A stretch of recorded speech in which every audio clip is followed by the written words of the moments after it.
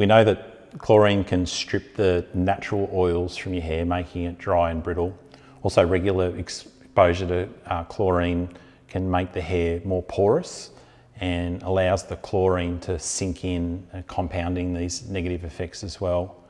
So we've got a shampoo that, if you want to go and have a look at the shampoo video, that does an exceptional job of actually cleansing the hair and taking the chlorine out.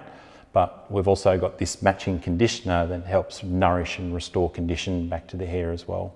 The interesting thing also is, in speaking to a lot of swimmers about the conditioners that they use, was that a lot of conditioners leave the hair just a little bit slick and their cap starts to slip off as well. So in doing the research to do this conditioner for swimming, they said, can you actually make a conditioner that allows the cap to stay on? So we felt like we've delivered on that as well.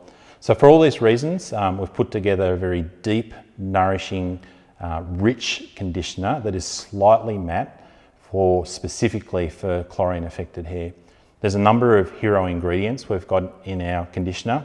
The first is behydrotrimonium, which reduces static and hair frizz, and we've found this to be the best conditioning ingredient for chlorine affected hair. We've got it in a reasonably high concentration compared to other products. We've also got Sweet Almond Oil, which is our hero emollient, giving back the hair a smooth and soft texture.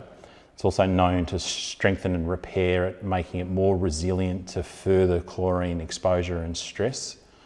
Matching the shampoo, we've also got macadamia, coconut and jojoba, with additional emollient properties that help restore condition to the hair.